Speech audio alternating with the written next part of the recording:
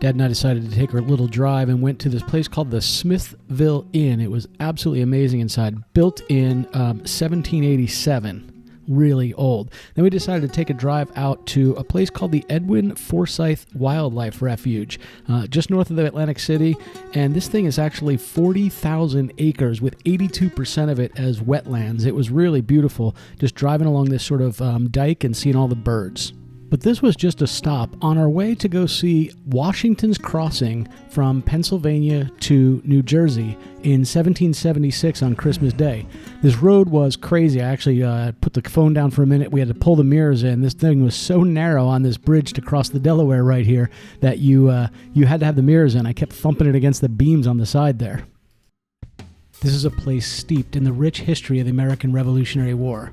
Today we're going to show you the hallowed grounds where George Washington's Continental Army made their encampment leading up to one of the most pivotal moments of American history, the crossing of the Delaware River.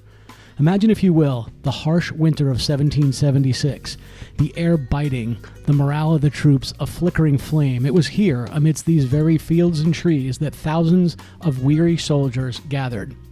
They built fires, sharpened their bayonets, and maybe even looked across the icy Delaware wondering what the dawn would bring. This was the days leading up to Christmas night, a mere stone's throw from where this spot is, that Washington and his brave troops embarked on their daring journey. It changed the course of the war and forged the path to America's independence. We are now at the Thompson-Neely section of this iconic river. It was a crucial vantage point during that fateful winter of 1776. As we walk through these riverbanks, transport ourselves to a time when this tranquil scene was anything but that.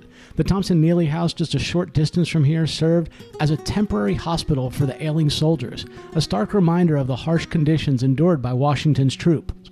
Imagine the quiet resolve, the hushed prep that took place during these shores right here. As we look down over this bank here in a moment, just take a look at how dramatic the incline is of this particular riverbank. These steep banks presented a formidable challenge for the Continental Army. They were hauling heavy cannons and hundreds of men down to the Durham boats in the dead of night through sleet and ice. It was a monumental undertaking. It speaks volumes about the determination and leadership that drove them forward. This wasn't just a river crossing. It was an act of profound courage and strategic genius, executed under the most grueling circumstances imaginable. The view from here truly puts their incredible feat into perspective. I was sort of blown away by it, and just seeing all this was amazing to me. It's sort of interesting to just quietly look at all this, including these abandoned buildings. For a phenomenal perspective on this historic landscape, you can climb to the top of Bowman's Hill Tower.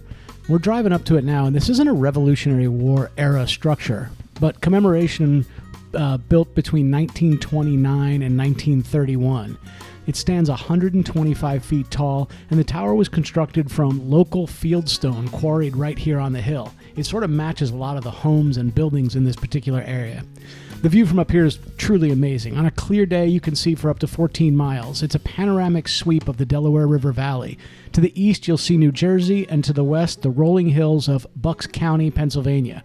It's a bird's-eye view that allows you to see the scope of the area and just sort of imagine the movements of Washington's troops as they prepared for the daring sort of mission, if you will. It is a modern monument to a moment that changed the course of history forever for us Americans. To give you a sense of how steep it is, this is a telephone pole with wires going down it. Look at the angle of the wires.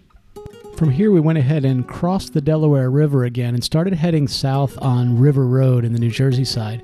And going through all of these quaint little towns was absolutely amazing. I obviously didn't film a whole lot because I was driving, but there were all kinds of outdoor seating restaurants, and there was a lot of like groups of guys with motorcycles that were eating at these places. And we passed this amazing mill that was like the road zigzagged around this thing.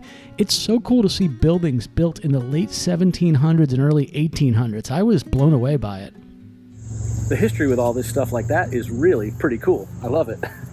As we continued a little further, this caught my attention. This was a little side street with a bridge that just went into a neighborhood. Like, this was amazing. I drove around in there, and then we turned and came out of this. And, you know, move off to the side, you can see it's just these little waterways with bicycle trails along them. Like, this whole drive was absolutely amazing, and I'd recommend somebody does. It was a great way to spend a day.